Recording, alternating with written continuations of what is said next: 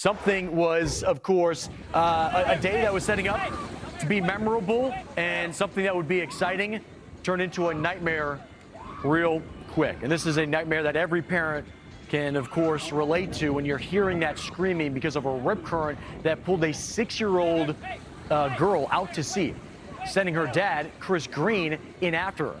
After that, Chris became too tired to pull them back to shore, so surf coach Lucas Taub jumped into action to actually help them back to safety. Lucas and Chris join me tonight here on Fox Weather. I mean, rip currents, they can be very scary to be caught in. Chris, what was going through your mind when you saw your daughter and you heard the screaming as she was getting pulled out? Wow, yeah, it was it was a moment that I'll never forget. That's for sure. She was. I thought she was standing by us, and my cousin that I was there at the beach that day with pointed her out to me, which just is a reminder that things happen so quickly. And I don't think he finished his sentence. I just had one thing on my mind, and the adrenaline started going, and I was just in as fast as I could go. I was probably, I don't know, 45 yards away from the water's edge, and then you could see she's probably out, I don't know, maybe 20 yards, 25 yards. So going as fast as I could. At my age, I got tired pretty fast, and yeah, it's that current that day. I mean, it's always going, but that day was extra strong. Chris, can we talk about that moment where you just talked about, where you get tired real quick? Because I think people often don't realize that with the rip current swimming out there, the adrenaline's carrying you, but that moment you realize, okay, I got my daughter in my arms. What do I say to her? Do I have the strength to get back to shore? Right. Yeah. So in my mind, I mean, I just got to her. It was just a wonderful feeling to have her, in my arms.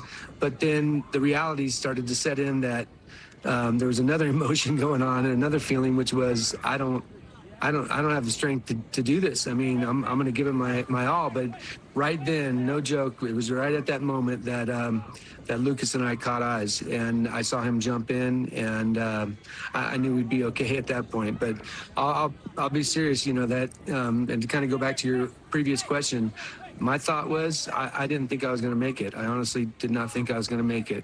Yeah, terrifying moment. You do everything for your kids, and you put yourself in that danger to try to save her. Lucas, of course, Chris just talked about it. You locked eyes. What was that like, knowing that, hey, I need to jump in, I need to take action quickly here?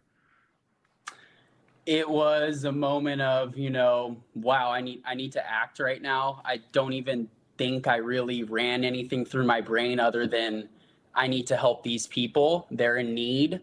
I was, like I mentioned, I was coaching on that jetty. I had athletes in a final, but, my work didn't come before a human life, and 2 lives in that matter.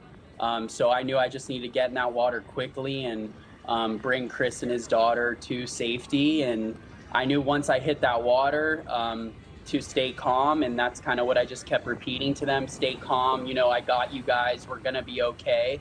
But everything can happen so quickly in the ocean, and it's just a great reminder, look out for one another. Humans should be taking care of each other. If you see something, act up, don't just sit there and watch, and another reminder that things can go south super quickly in the ocean, right? With these heat waves approaching, like you mentioned, and the summer months approaching, it's a great reminder to everyone to really be aware of the dangers of the ocean. Yeah, Lucas, you're a surf coach, and so you interact with people in the water all the time. And I think you brought up something important. It's spring break. It's hot, though. People are going to the water, and that means families and parents, they're going to act instinctually to go help their kids, or if they're in the water themselves. What would you advise people if you are in a rip current? What should they think about when that situation arises?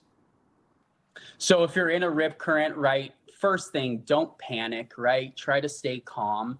Second would be to raise any arm to, alert the lifeguards that are on the beach to see if they can see you.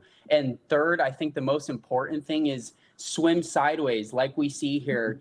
Don't swim directly into the shore, because the rip current's just going to keep, swirling you and tugging you out to the sea. So really use those sideways to escape that rip current. And yeah, read the flags as well, read the boards. You know, every lifeguard tower has a board that says of, you know, the things that you need to look out for on that day.